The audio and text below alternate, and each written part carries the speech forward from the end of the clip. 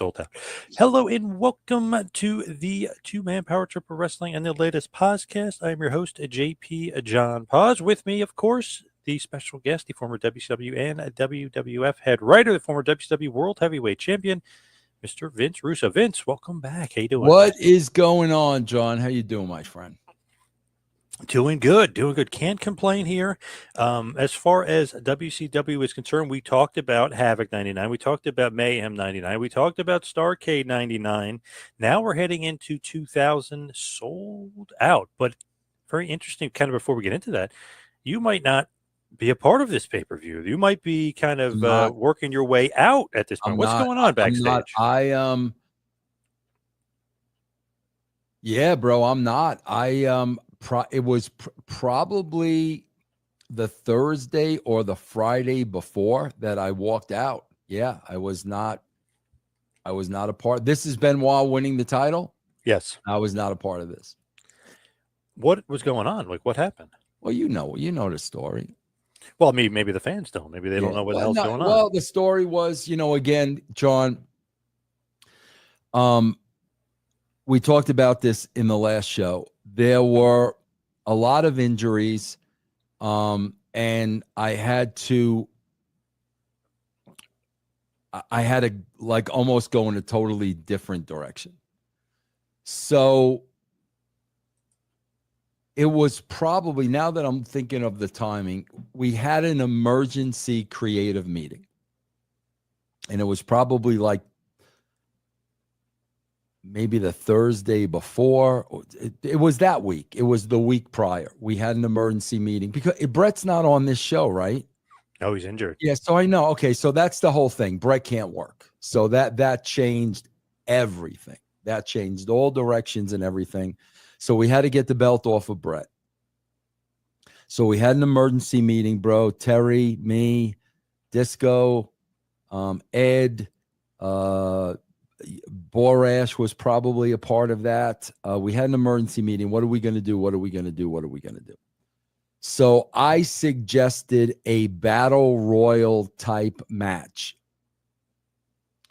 And the game plan was, and again, bro, everything with me is freaking logic and makes sense. And you want to get swerved. You want to get shocked. You want to get the unexpected. So the idea was to have a battle royal, not a battle royal, a Royal Rumble type match. Sid was number one. Okay. So it's 30 people. Sid gets in there. We go through everybody. Sid's the only one in the ring when number 30 comes down. Now, keep in mind, Sid is out of gas, beat to a bloody pulp, not beat to a bloody pulp, just out of gas. He was number one. So he'd been going the whole time. So now Sid is completely off his feet. And here comes number 30, Tank Abbott. Now you got to understand, at the time, Tank Abbott was Tank Abbott. So here's Sid, who just went through 28 other guys. And here comes a fresh as a daisy UFC fighter.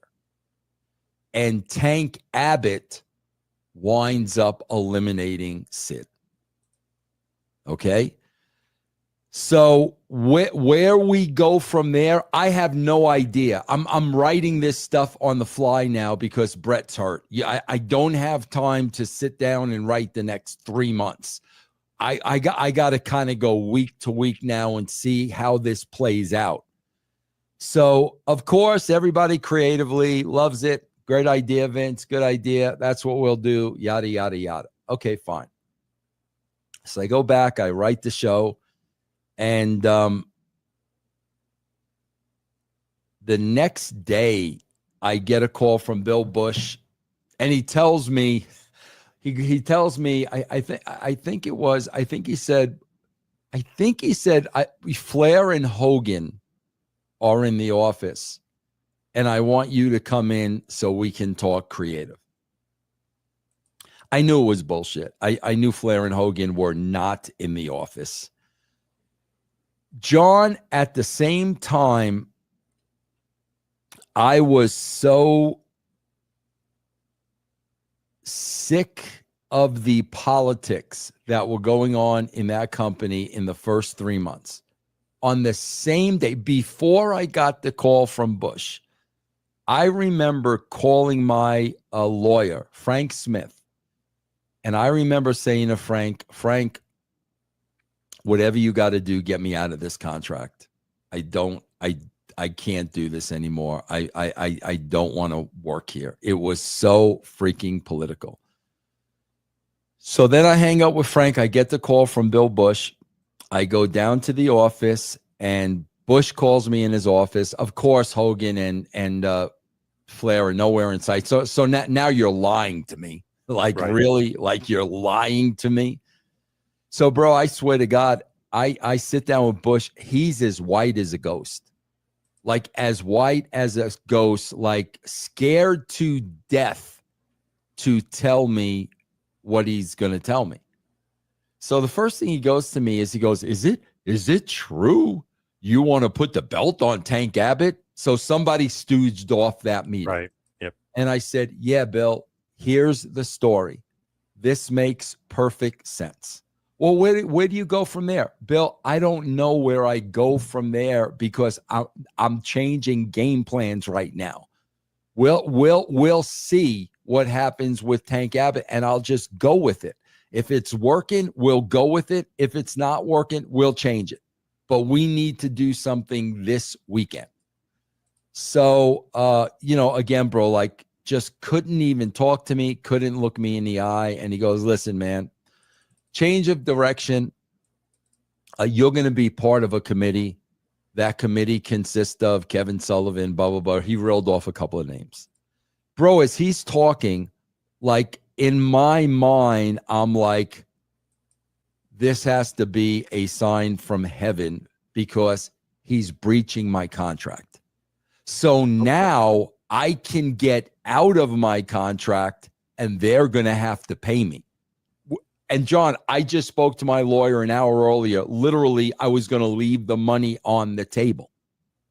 So Bill went through this whole thing, and I'm like, Bill, I have a contract. My contract states I am head of creative. I have zero interest in being a part of any committee. So I'm going to go home. You need to get together with Brad Siegel, and you need to figure out how you're going to pay me. That's exactly what I said, and I walked out the office. So wow. I walked out the office. I've never seen this pay-per-view that you're talking about. I've never seen it, John. I mean, I was so disgusted and happy and relieved at the same time, because now it's fine, bro. I will sit home and you guys can pay me for the next year and 9 months. Right. No problem whatsoever. And it kind of all stems from somebody stooging off and them not liking creative and you not wanting to be like, or is it just the politics of the nature of like other people don't like your creative and they are complaining and they want in? Yeah, it was definitely Sullivan and JJ getting in the ear of Bill Bush without a shadow of a doubt. But keep in mind, at the same time, Flair was buried out in the desert, so he thinks Russo's getting rid of him. I just did the thing with Hogan and Sting. Hogan thinks Russo's getting rid of him. Hogan and Flair are Sullivan guys. So, yeah, I mean, you can clearly see the case. And I'm like, bro, this is great, man. If after 3 months you're going to pay me to go and sit home, you're not going to get an argument from me. Fair enough. And obviously Tank Abbott, it's very legitimate. Of course it was, bro. And that's the way I set it up. Sid was number one. 28 guys are eliminated. He's out of gas, waiting to see who's next. And here comes a fresh as a daisy, UFC fight. And bro, I believe it was literally like one punch and Sid went over the top. Totally logical, totally legitimate. So the rumor kind of going into this before the injuries, of course, Bret Hart versus Goldberg rematch for the WCW title. Is that true? And who's going over? I can't remember. I'm sure it is, and Brett's definitely going over, bro. I am so trying to repair Brett and the damage that was done. No doubt, Brett's going over. You like him as a heel versus a babyface? Well, you gotta understand, John. I'm the last time I worked with Brett was that Canada stuff, and oh my God, was he Awesome. so good? Yeah. Oh my God. So yeah, man. At that time, I'm definitely thinking heel. Definitely one of the best heels. That's some of the best heel work I've ever I seen. And agree. I've been watching wrestling 40 years. Yeah, it's I so good. agree, bro. I agree. And people say Bret Hart couldn't cut a promo. Come on, man. No, he was the best promo in the business for a year. Yeah. That was great stuff, man. Yeah, some other guys that they say are good promos. I'm like, I've never heard them have a good promo as far as Brett was a good promo for a year, like the best promo in wrestling for a year. Yeah. Yeah. Yep. So Goldberg, obviously, he's going to get hurt. Bret Hart's going to get hurt. Just you have so many injuries going on. Jeff got hurt too. That was the one, bro, because Jeff never gets hurt. And bro, the only reason I knew about that was because, bro, I was very tight with Jeff and his wife. His wife had to call me to tell me. Jeff was not going to tell me, bro. Snuka came off the cage and concussed Jeff. Yep. And his wife called me. And like that was like, oh my God, like when it rains, it pours. And bro, that was the thing. It's like, John, there's no excuses. There's always injuries in wrestling. You know that. But this is a total change of plans that is going to take me some time. You know what I'm saying? I'm not going to be able to sit here now and tell you, okay, Brett's out, Goldberg's out, Jeff's out. This is what I'm going to do for the next 3 months. No, bro, I got to worry about the show that weekend and, Nitro the next night. Then once those shows are in the can and I got room to breathe, now we can go back and kind of figure out where we're going. Now, we talked about Benoit. Obviously, he's going to win the title, not Tank Abbott. And obviously, that's not your booking. But would you have made Benoit the world champion? No. And bro, the whole reason behind that was those guys were so freaking pissed when they got to TV and found out I wasn't there.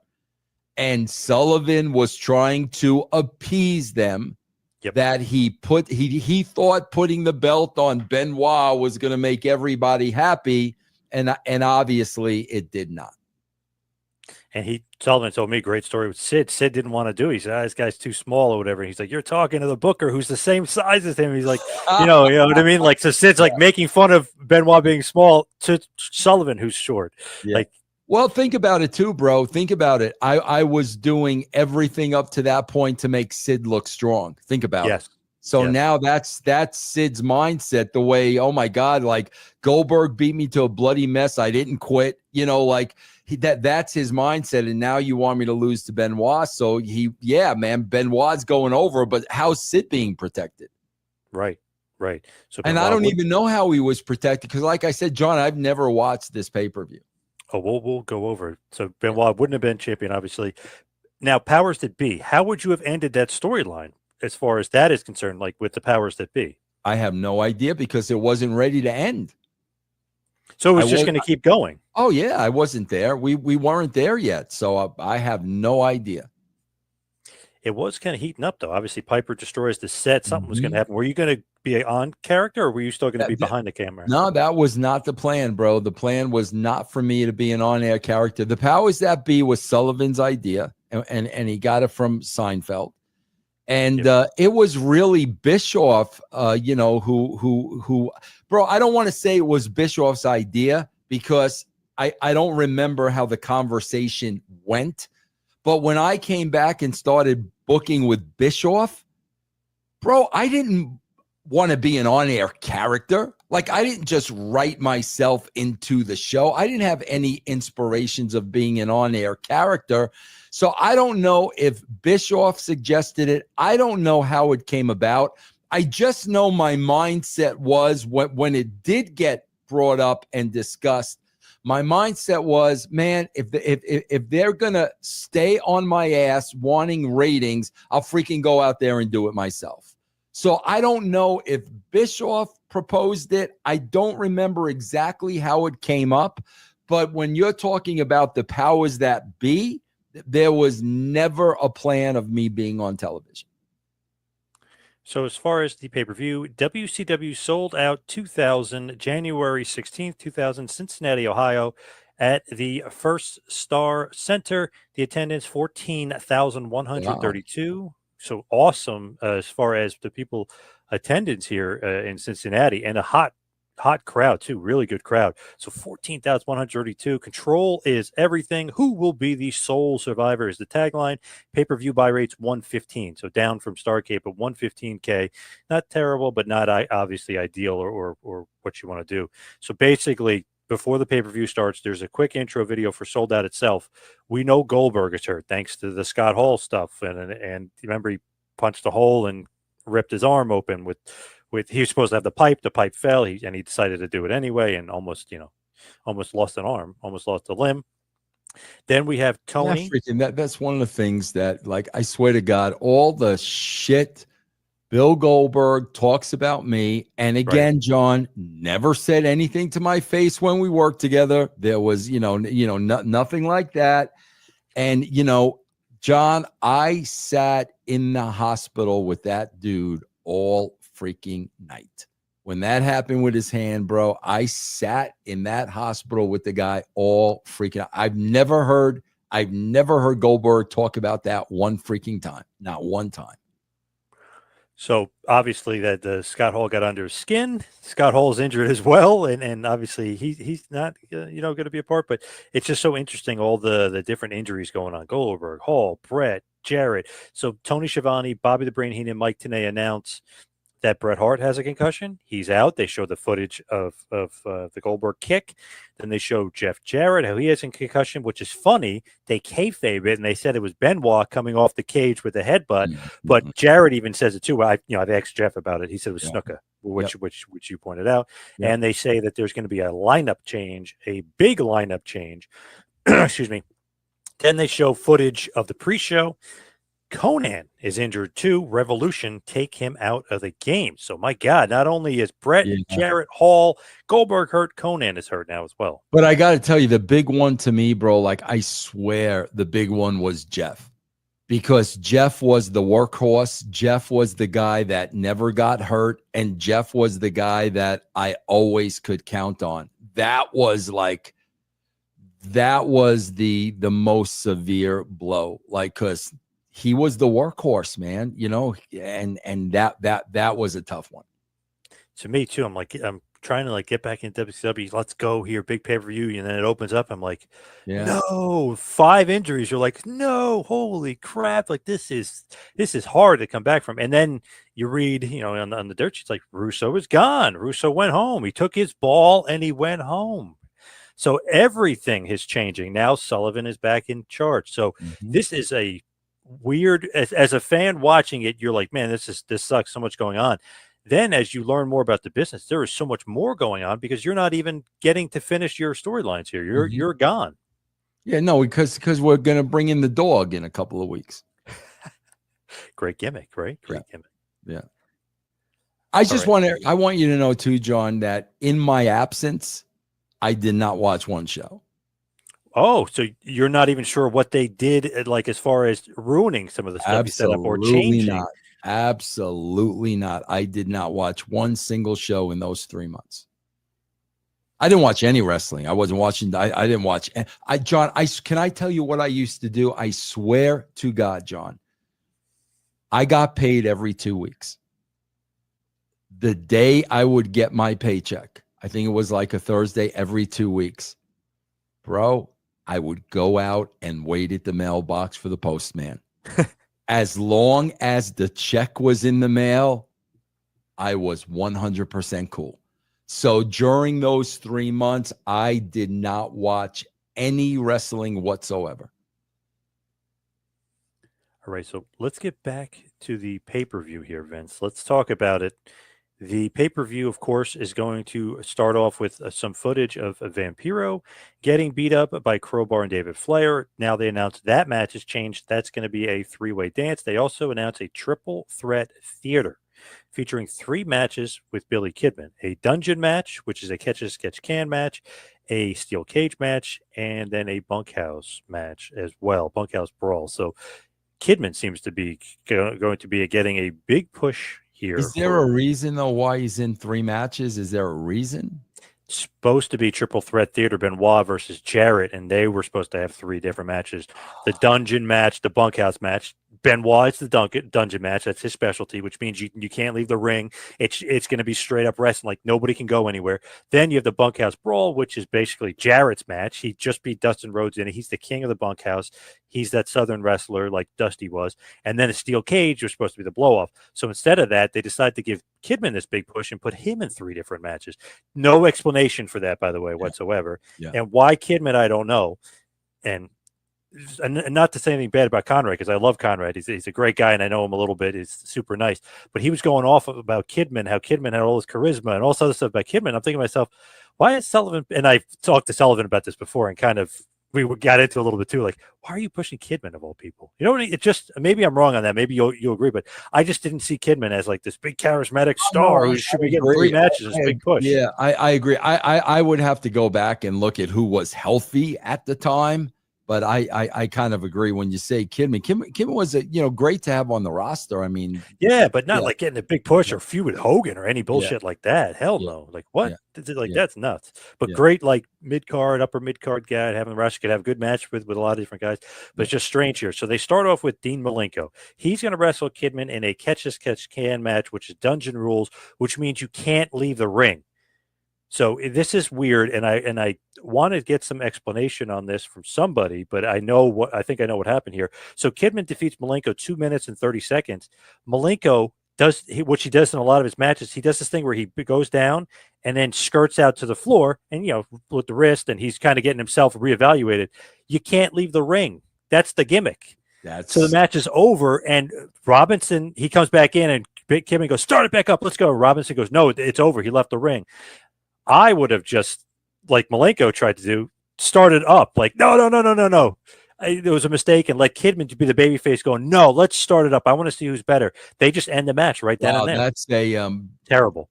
Bro, I'm not going to sit here and John, I don't know anything that's on this pay-per-view, and I'm not going to sit here and rip this freaking pay-per-view. Obviously, what do I give a shit? I'm getting paid. Right. That's all that matters. I'm getting paid. But when you're laying this out to me, and again, I'm a writer, man, you're gonna start the night that way. You want to do that later on in the evening. That's one thing, but this is gonna be how you start the show. I don't know if I would have done that.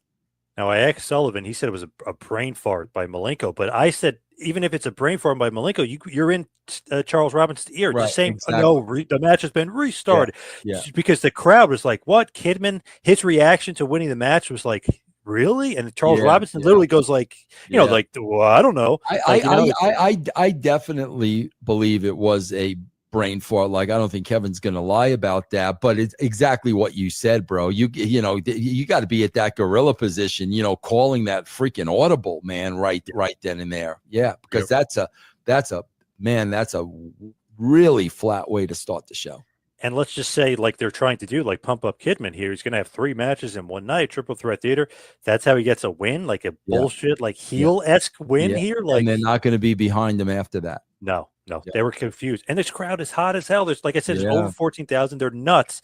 They're loud as hell. This is like a great typical WCW crowd. It's funny when people like rip on WCW. They used to have the best crowds. Oh, they were nuts. I notice that all the time when people are ripping me and ripping shit, and then I'll see something and the people are going freaking nuts all the time. Now, the only thing, maybe their security wasn't great because sometimes the crowd was so crazy they would just try to jump in the ring. You know what I mean? But the crowd itself was great. You know, Yeah. was great. Then we have Vampiro with Scott Hudson. He has an interview randomly here. Masahiro Chono interrupts the interview with kind of no explanation, and he pushes Vampiro, and Vampiro pushes him back, and that's kind of the end of it. But Chono would be used on TV a little bit here, and he'd be brought in. But it's just so interesting. It's like, wow, Masahiro Chono randomly shows up to a pay-per-view with no, like, I don't know, no, what do you call it, preamble, or no build-up or whatever. No fanfare. Yeah. That's a little weird. I am a big fan of Master Chono, but I just thought that was weird. And obviously him and Vampiro are going to get into it a little bit, but that's kind of it. And then they go to Mean Gene, and he's with Daphne, Flair, and Crowbar, and they all have little things to say. And Mean Gene uses the great line. He goes, "You three are sickos. Like you're three sick people." Yeah. They're like really trying to hammer it home, which is great because remember the old Jake Roberts where he goes, "You're a sick man, Jake Roberts." Yeah. You just believe everything Mean Gene says. Like, yeah, Mean Gene's right. These three are sick. There's something wrong with these three. Yeah.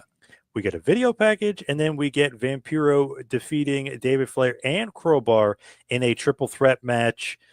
Daphne is out there as well, but he kind of uses them against each other. You know, they're both nuts, and they kind of use them against each other. He uses Daphne, and he outsmarts them all, and he gets the win. So even though he's kind of in this triple threat match, and it seems like it's almost a handicap match, 2-on-1, Vampiro ends up getting the win. Did they get heat on him afterwards? Nope. Yeah, I would have at least let them get their heat back. They got none, and they were almost like confused with each other, like almost building some tension with each other, which doesn't really lead to anything. Not to jump ahead, it doesn't really lead to anything as far as it just leads to them kind of becoming closer. But you would think that because of the finish, that they would actually become tension, like they would break up or something. But no, they was actually leading them closer together, which was, I thought, kind of an odd finish. Like you said, they didn't keep David Flair or Crowbar strong, and David Flair took the pin. They should have just given them the heat back at the end. Yeah, like use the crowbar and beat him up or something. Yeah. Because it was 2-on-1, technically 3-on-1. Yeah, that's weird. Yep. Not a great match there. And it actually was kind of long, too, 10 minutes and 30 seconds. So a long one there. Mean Gene is backstage with Big Vito, Johnny the Bull, Tony Marinara, and Disco Inferno. Disco is great. If you watch his facial expressions, he totally is pretending that he is like with them, but he does not like them at all and does not want to be with them. Yeah, good. Yeah.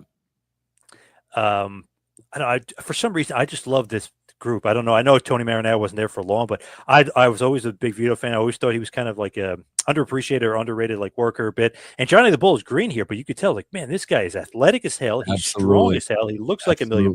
Yep. I like the Mamalukes. I thought they were a good team. Yeah, I did too. Yep. Then we have the Mamalukes, Big Vito and Johnny the Bull with Disco, because Tony Marinara goes, I have some family business to take care of. Disco, you make sure that the Mamalukes do what they're supposed to do. So it seems like some things are not continuing that you started. This is definitely continuing. I'll tell you exactly why this is continuing, because this, again, the politics of the business. Vito's probably my closest friend on the roster. So I guarantee you he was the one most upset that day than anybody. So no doubt, Sullivan, they're definitely trying to appease Vito. They got to win Vito over because he was, I mean, him and I is still tight to this day. So that's why they're keeping that strong. Man, he was good. And I love this tag team too, but it's interesting that the Mamalukes do get the win here in 9 minutes and 33 seconds over the Harris boys in the tag match, but Disco reluctantly interfered, and it almost seemed like he was trying to cost the Mamalukes the match because obviously he does not like them, but he ends up helping them win, so they think that he helped them win, but his facial expressions and his attitude, you could tell he did not want to help them, but he's like, okay, and then he like kind of like pats them on the back like, yeah, that was supposed to happen. It was not supposed to. He was trying to hurt them, and they actually ended up, but it worked in reverse, and he helped the Mamalukes win. Yeah, got it. So that I like. That seemed like a good storyline to kind of keep going. Like he's interfering, he's reluctant, he's helping them, but their Mamalukes are going over, which I like. Yeah, got it. Then we have then we have Oklahoma having a promo which is great, which I kind of mentioned to you last week. He's talking about Ally McBeal. He's talking about Sarah McLachlan. He's saying, like, all you housewives out there listening to this crap, and you watch Ally McBeal all day, and like saying all this because he's making fun of Medusa because he has Yeah. this feud with her, and he's saying it's spice, and you guys should be, cooking and cleaning and watching Ally McBeal, and like just really funny stuff from Oklahoma. He's just, I don't know, he's so good on the mic, Ed. He was the best, man. Ed's good, man. He's so talented at so many things, man. I think he's still teaching at Full Sail, I think, but God, he could do anything he wants to do.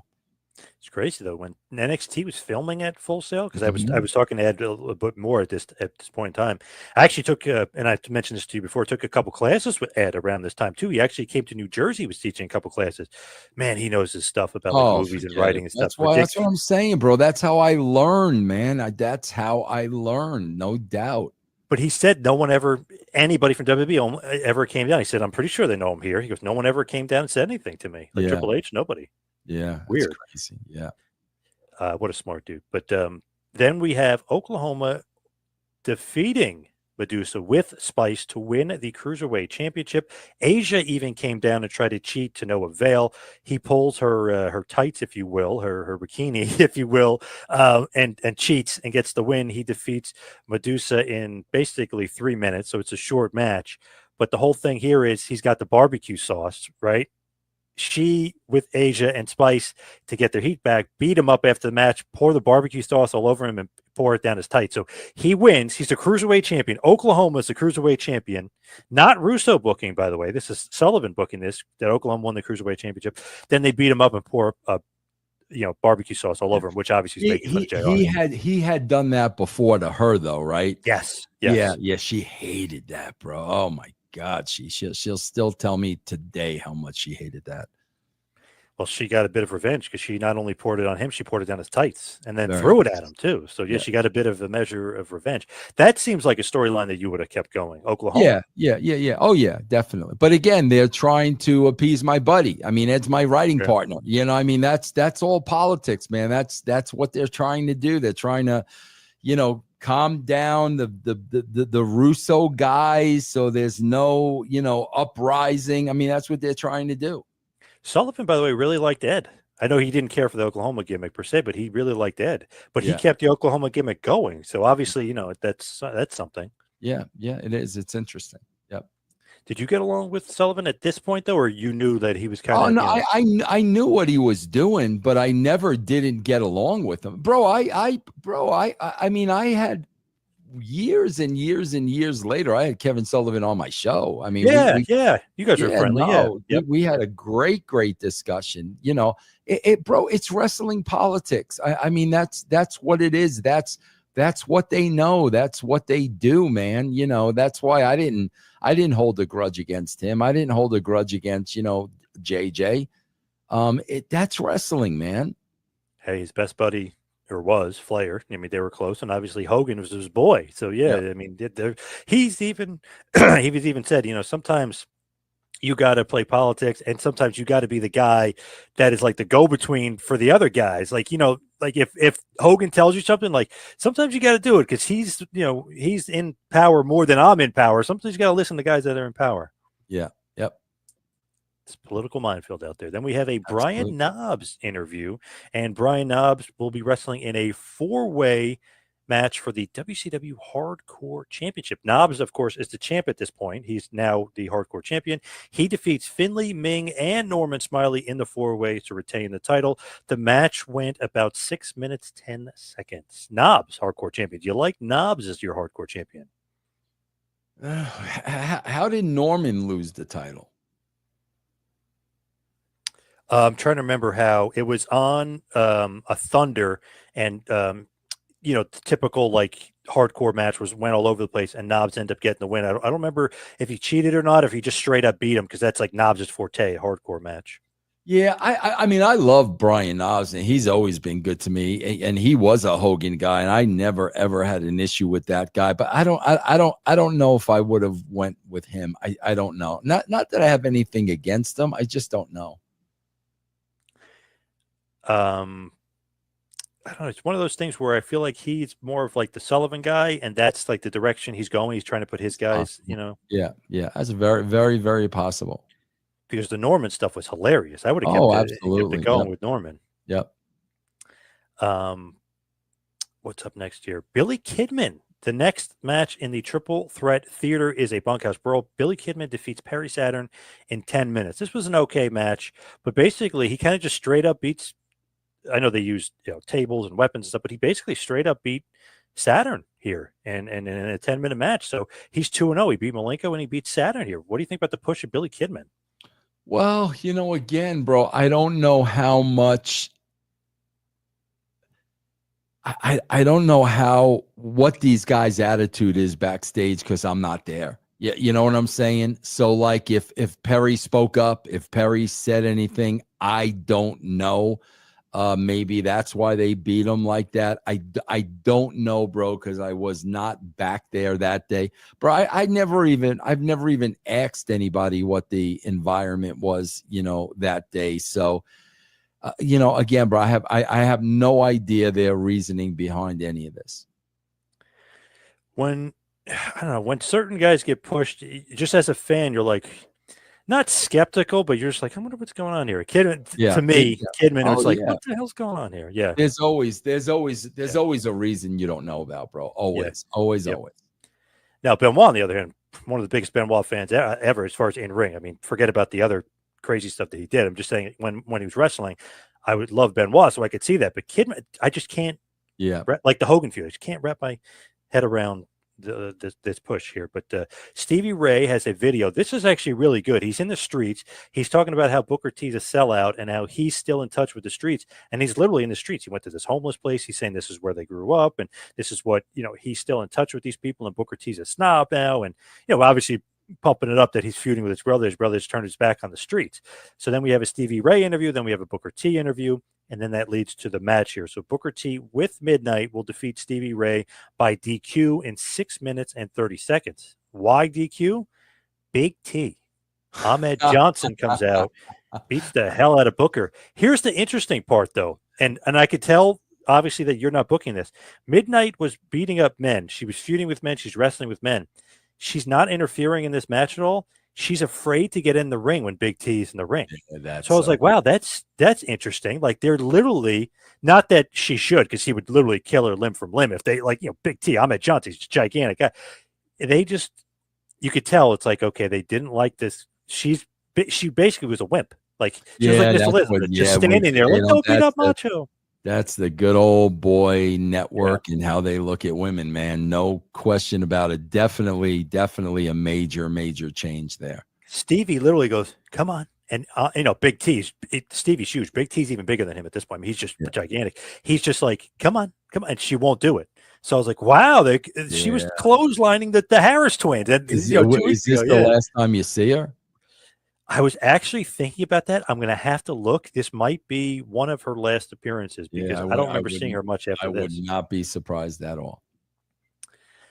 Oh, man, you could just tell what's going on there. But obviously now we're feuding here. Big T, if you will, is feuding with Booker. So we have the new Harlem Heat of Stevie Ray and Ahmed Johnson. Do you like that? God, bro, I swear to God, I didn't even know Stevie and Booker had a match. I mean, I didn't even know, but yeah, I mean, I don't mind that. I'm just not a big fan of brothers feuding. I don't know why. Like you're fighting. Sometimes it's just. No, I agree with unless you. it's Brett and Owen, I'm just not interested really for the most part. Yeah. Like Hardy versus Hardy, I didn't really care for.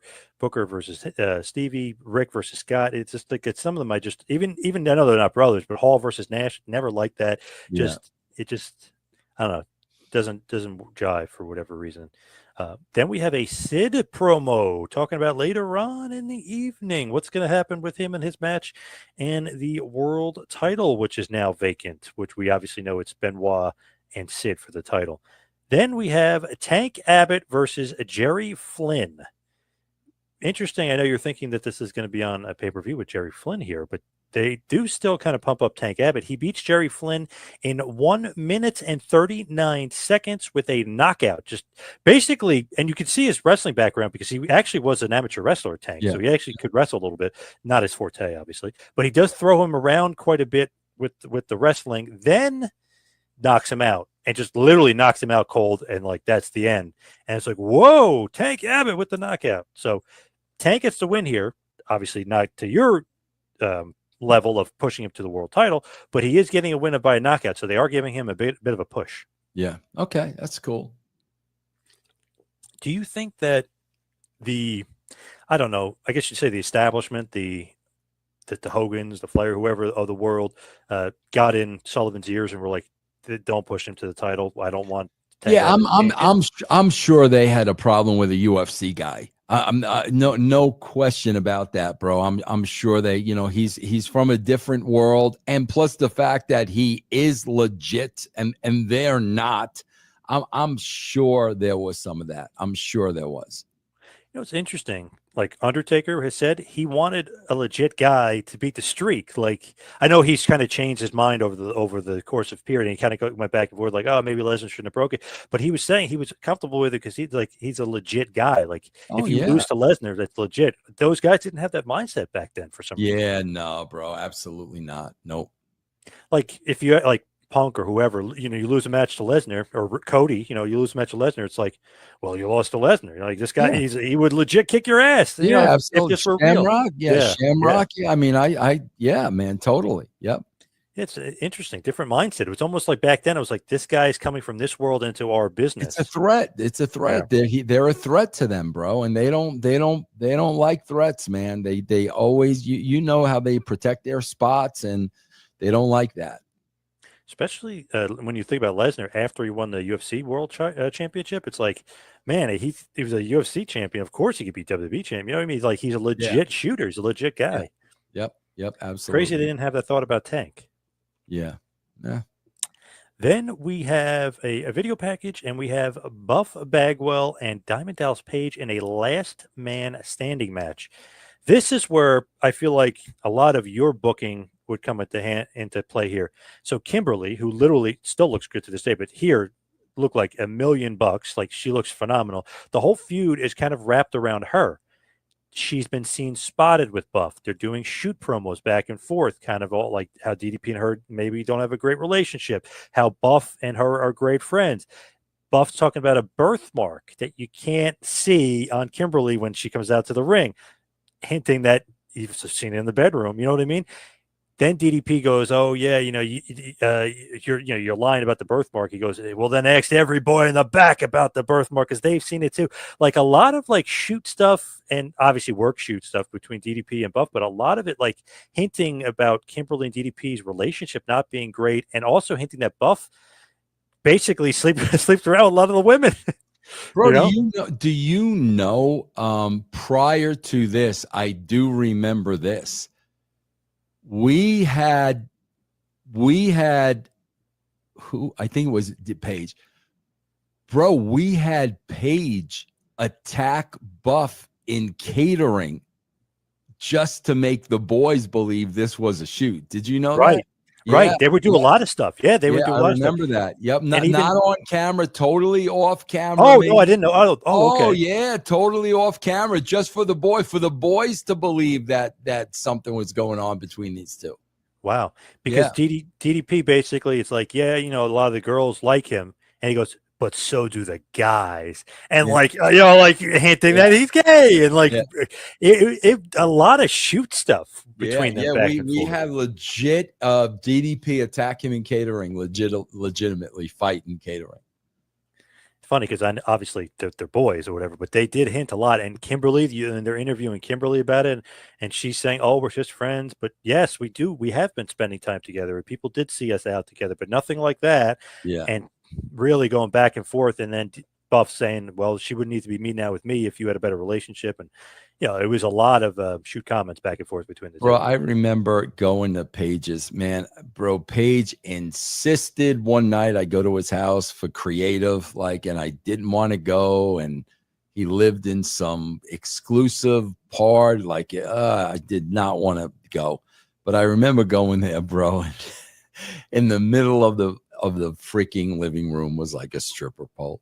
And I'm Oh like, my God. can you imagine Kimberly just like, Yeah. unbelievable? Yeah. So then Buff Bagwell defeats DDP in the last standing match. The match goes about 11 minutes. Actually, pretty good match. I liked it. After the match, DDP does get his heat back and it attacks him afterwards. Buff tries to like kind of fight him off and and kind of get some measure of revenge for the whole feud. But Buff does get the win. DDP makes the attack afterwards. Kimberly even distracts Buff afterwards, kind of cementing her place with DDP. Yeah. Yeah. Okay, that's good. So as far as the Wall is concerned, he is the one that's going to be facing Billy Kidman in the steel cage match. Why randomly the Wall? I have no idea. I Yeah. know I know Kevin liked him a lot and I liked him a lot, but it just seemed like out of nowhere. Yeah, I hate random stuff like that. You got to try to make some sense out of it, bro. You have to try. And bro, they did the same thing this freaking past Monday night. Like the last time we saw Rock and Cody, freaking Rock was beating Cody up with his own tour bus. That was the last time we saw them together, and now he's putting Cody over. And I'm like, you guys got to at least try to make some sense out of this, man. Did you see NXT the next night? I didn't see it, but I heard about it. He said he's 20 steps ahead. So is Cody being the naive, dumb babyface and The Rock is tricking him? Like, what's going on? I don't know. Yeah, I don't Probably know. as a shoot. Probably. Yes. Yeah, as a shoot. Yeah. Yeah, like, oh, I come in peace. Let's drink some whatever. Yeah, as a shoot. Probably, man. Yeah. Well, he got the win over Cody, remember, at Mania, so he's got the last laugh. So yeah, it's just maybe maybe that's old school politics there. Yeah, it's weird, bro. So then we have the Wall gets the win over Kidman in the steel cage match, doesn't cheat or anything. So the final match in the Triple Threat Theater, Kidman, who seemed like he was feuding with the Revolution. So I know Shane Douglas was injured at this point, but I don't know. You would think like 1, 2, 3, Shane would have been the leader of the Revolution. That would have been like the last match of it, but Shane's not even at the pay-per-view. He's injured too. Yeah. But the Wall randomly gets the win over Kidman after this whole thing, which logically speaking, if you're locked in the cage with this guy who's 6'7" and you're 5'7", obviously he's going to kill you, but still, decent match or whatever, but he gets the win. The Wall defeats Kidman. So I guess not pushing Kidman. I'm just very confusing, like the thought process. Yeah, bro, they're just trying to plug. They just plugged Kidman in. They bro, I don't want to say they didn't put much thought into it because they didn't have much time. They didn't have. I mean, I just walked a day or two before, man. So they didn't really have much time. The whole thing with the Triple Threat Theater was the same 2 wrestlers in 3 different matches, not the same 1 wrestler in 3 different matches. You know what I mean? Yeah. Like they could have somehow. It was the old. Bro, I tell you exactly where I got it from. I got it from Mick Foley, Eddie Gilbert. I mean, that's exactly where I got it from. That's what it was supposed to be. Right. And even, WWF did it obviously after this, but they did a great one with Austin and Triple H. Yeah. No Way Out 2001. Like they would have the straight up match, then the hardcore match, and the cage match. Like, you know what I mean? Like, it was 3 different falls with 3 different things. You kind of, they raised the stakes each time. And that's what Benoit. That's such a gamble, bro, because if somebody gets hurt in one of those matches, like you're screwed. That's why they really got to be careful the way they work them. Yes. Definitely. So the Wall here randomly is getting a bit of a push here as he defeats Kidman. Then we have a video package for Kevin Nash and Terry Funk. If Nash wins his match with Funk, he's the commissioner of WCW. If Funk wins the match, the NWO is disbanded. So the Old Age Outlaws were feuding with the NWO here. So you had Arn Anderson, who wasn't really going to wrestle, but he's kind of a part of the group. Arn Anderson, Paul Orndorff, Larry Zbyszko, and Terry Funk, the Old Age Outlaws. Funny name, obviously, there. I got to be honest, Funk could still go at this point. Oh, God. He's a freak. He was a freak, bro. Freak. So, I was reading this review about this pay-per-view online just because I love to get what other people's opinions are. I don't put any stock into it because I don't really care, but I just love reading people's reviews of things, even movies. Like a movie that I like, I'm like, oh, I want to read what Pierce said. And I was like, wow, they didn't like it. And then you read their comment. And it's funny. This one guy, I think, damn it, I forget what website he was from, but he said this pay-per-view was terrible. There was no good matches, blah, blah. Then I was like, okay, let me watch it. I actually literally watched it live. I taped it back in the day. I used to, beg my dad so we can order the pay-per-view. we ordered it, but I watched it again. I was like, wow, I remember Nash versus Funk being good. It was really good. So Kevin Nash defeats Funk at a hardcore match in 8 minutes. Funk is bleeding like crazy. They're using tables and weapons. He goes literally in the first 2 minutes of the match. Funk gets powerbombed through a table. Like Yeah. it's like, whoa! Like I thought this guy said this match sucked. It's like he's wrong on this one. Yeah. Really good match. Nash gets the win. He's now the commissioner of I the like that. WCW. I like that. I don't mind that at all. Is that where you were headed? I don't think so. I don't think so, bro. Like I wouldn't have even known that unless you told me. I don't mind that at all.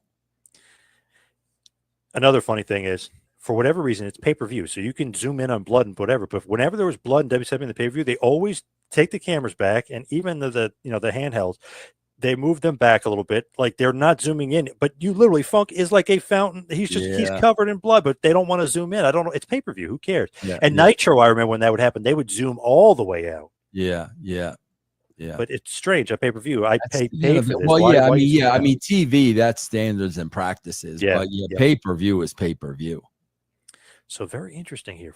Nash beats Funk. I think that the great part to me is like, wow, in 2000, Funk is still having good matches, and with Nash of all people having good matches. Crazy, like I love that.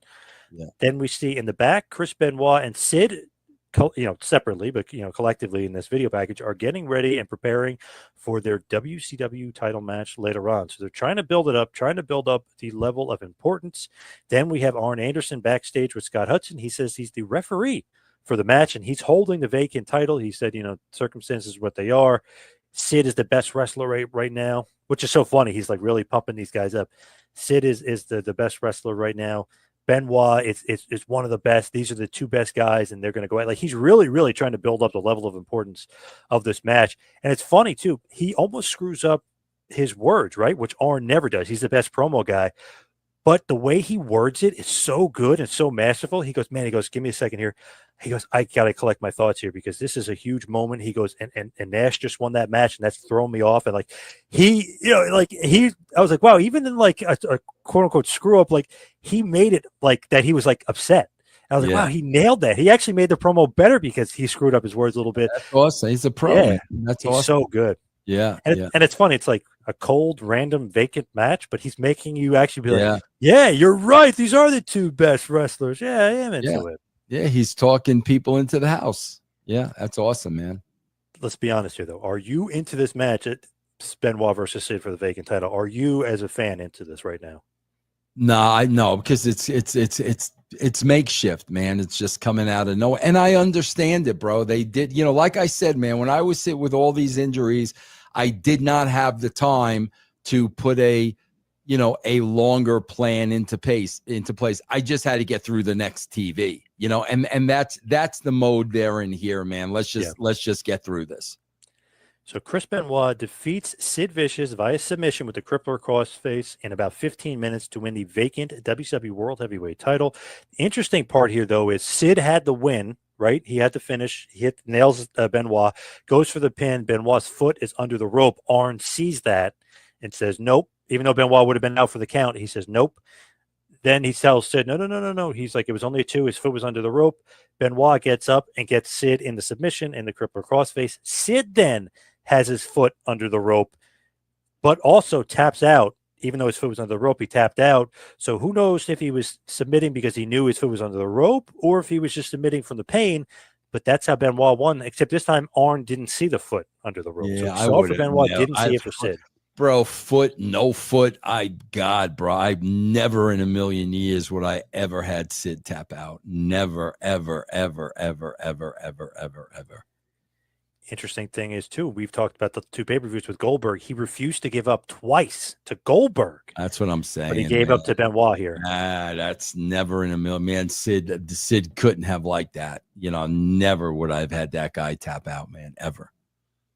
And it's funny because he kind of taps out immediately. You can tell, like, he taps out and he was like annoyed. Yeah, bro, because again, these guys are unhappy and they're trying to make them happy. And they really felt that putting the belt, everything was going to be fine if we put the belt on Benoit. But those guys aren't freaking stupid. that's not gonna that's not gonna make everything fine, everything hunky dory. So those guys jump ship anyway, and now you wind up really hurting Sid like that. I would have never in a million years had that dude tap out.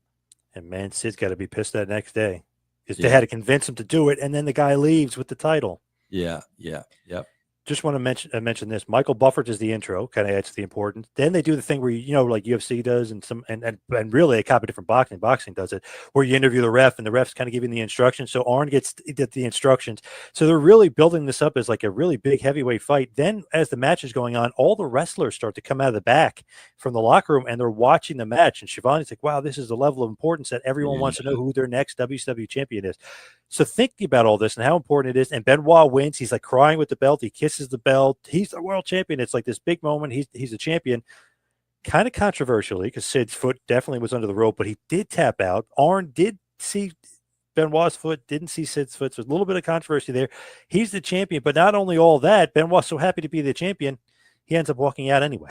Yeah. No, bro, listen, the way you make it sound, it sounds like a very, very, very creative finish. I understand that, but like I said, man, under no circumstance, creative finish or not would I ever have had a guy like Sid tap out. Never. Got to be honest, the match was pretty good too. And I know him and Benoit have had good matches before, obviously with Sid going over, but they've had good matches before. Good match. I liked it. Good. So after that, though, after basically, Benoit wins, and he celebrates. They go to the back, and Mean Gene is with Benoit. Benoit cuts a promo about being the world champion. Actually, really good. You could tell it's from the heart how he literally was a fan since he was 9 years old.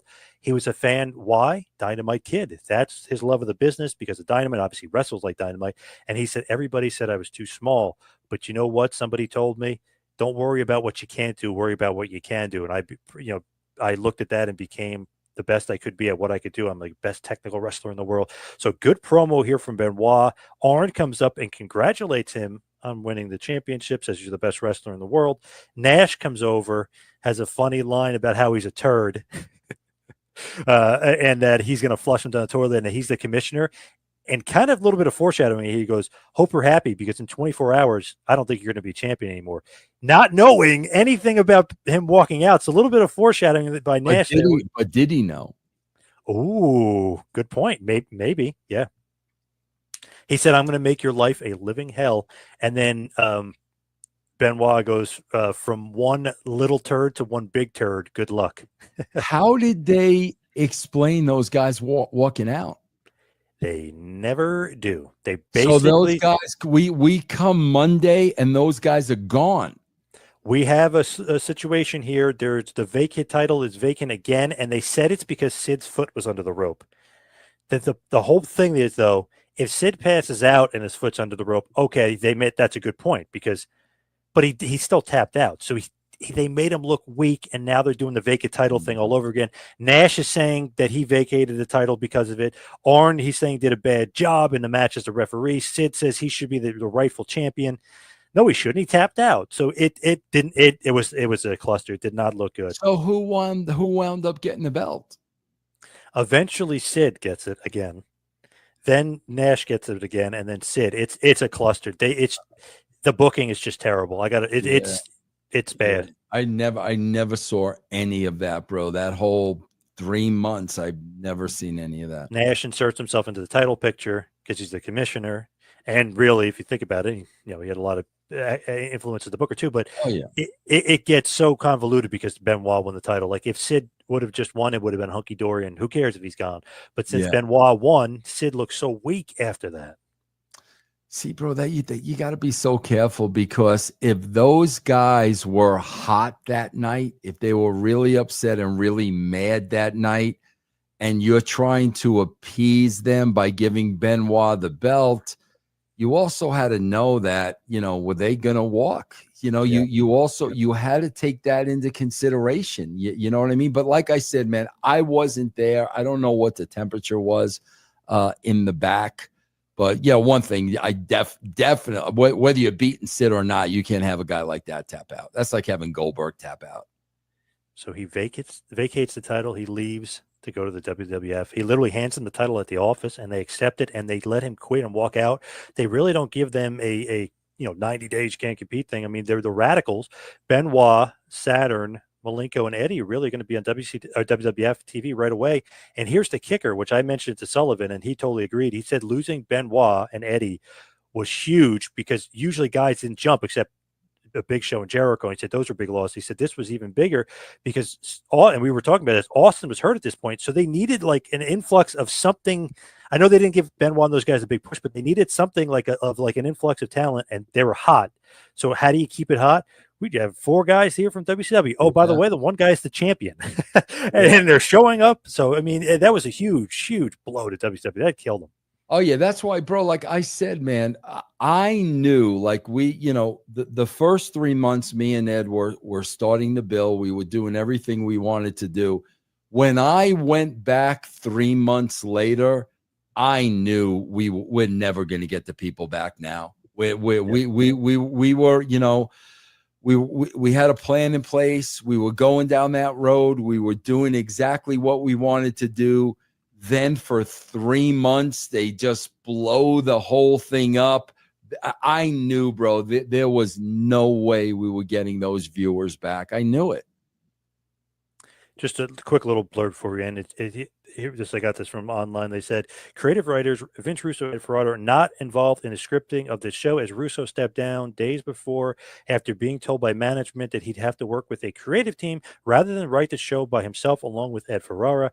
Prior to this evening, the creative direction from basically October 18th, 1999 had been drastically different, with the focus on development of storylines and younger stars due to the involvement of these creative writers. So that's just in a nutshell. We're going completely different direction here. I'm sure though Ed was still involved in the creative when I left.